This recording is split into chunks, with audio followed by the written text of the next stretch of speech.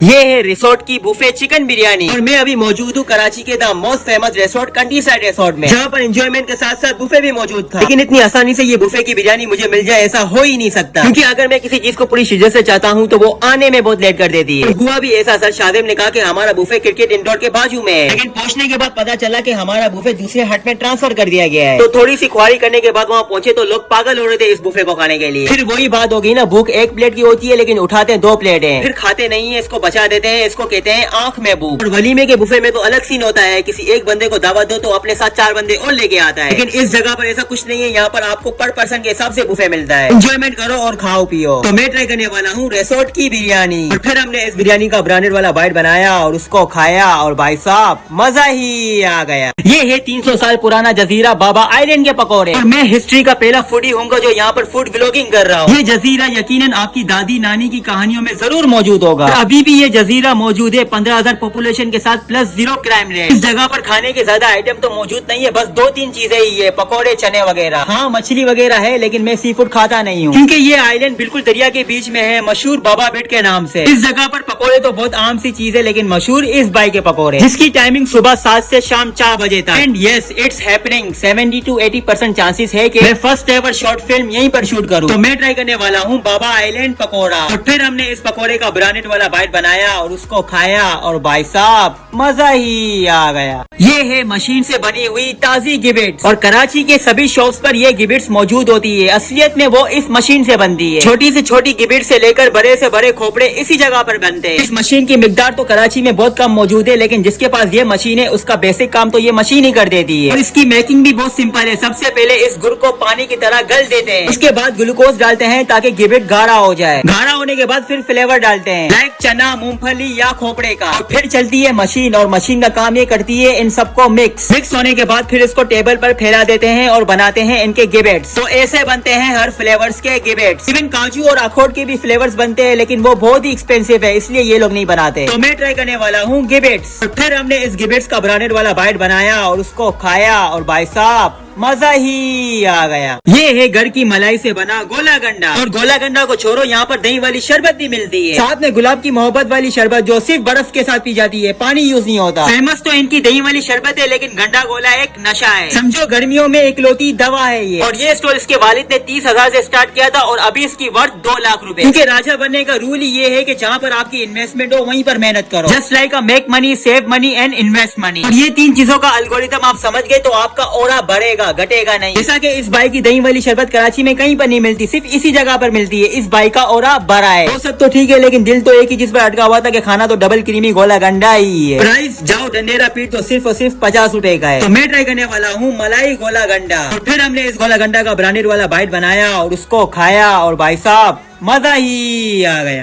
ये है खड़ा मार्केट की ओजी चिकन मरहबा कलेजी, और 95% लोग बड़े की गोश्त की कलेजी बनाते हैं, लेकिन इस जगह पर चिकन कलेजी मिलती है। अब इसमें वो मसाले यूज होते ही नहीं है जो आप सोच रहे हैं, हरी मिर्च, लाल मिर्च, नहीं नहीं बिल्कुल नहीं। इसमें यूज होता है घर का मसाला जो गले में ना लगने के बराबर, समझो व्हाइट कढ़ाई सालन मसाला जो इस तवे पे बनता है। और ये मरहबा कलेजी एक फ्रेंचाइज है, आई थिंक तीसरी की चौथी ब्रांच है इस जगह पर। यस, अगर एक दुकान से 3-4 दुकानें आपकी बन जाए, फ्रेंचाइज बन जाए, तो ये होती है असली कामयाबी। और जानी मानी हस्ती ने कहा है सबसे पहले अपनी दुकान बनाओ, उसको ब्रांड बनाओ, क्योंकि उस दुकान से आप सब कुछ खरीद सकते हो। जैसा कि इस कलेजी की ब्रांच 1 साल के अंदर बेस्ट कलेजी इन टाउन है, जिसकी स्टार्टिंग प्राइस सिर्फ 100 रुपए है, बाकी आपकी खुराक के ऊपर है। तो मैं ट्राई करने वाला हूँ मरहबा कलेजी, और फिर हमने इस कलेजी का ब्रांडेड वाला बाइट बनाया और उसको खाया और भाई साहब मजा ही आ गया। ये है रंछोरन लखपति चौक के 40 साल पुराने काठियावाड़ी चने। और आजकल तो ये नॉर्मल चीज है जो हर गली के कोने में मिलती है, लेकिन 90-80s में ये चने मिलना स्टार्ट हो चुके थे, क्योंकि उस टाइम पर चने तो थे, लेकिन कुछ समझ नहीं आ रही थी इसको बनाए कैसे। बस 2 चीजें हाथ में थी, कुछ मसाले और कुछ समझदारी। अब बात करें मसाले की तो चटपटी चने, दही वाले चने और सालन वाले चने अभी आए हैं। काठियावाड़ी चने बहुत पहले की चीज है। ये जो 5-6 किस्म के चाट मसाले हैं, ये भी उसी टाइम के हैं। लोग इसको फॉलो करके अपने सालन में डालते हैं। समझो ये कौन सूप है, सादा हेल्थ के लिए अच्छा और मसाले वाला टेस्ट के लिए अच्छा। और अब बात करते हैं इस चने की, जो 20-25 प्याले पतीले के ऊपर तैयार होते हैं। बस फिर गरम गरम चने इस आलू की प्याले में डलते हैं। तो मैं ट्राई करने वाला हूँ रंछोरन काठियावाड़ी चने, और फिर हमने इस काठियावाड़ी चने का ब्रांडेड वाला बाइट बनाया और उसको खाया और भाई साहब मजा ही आ गया।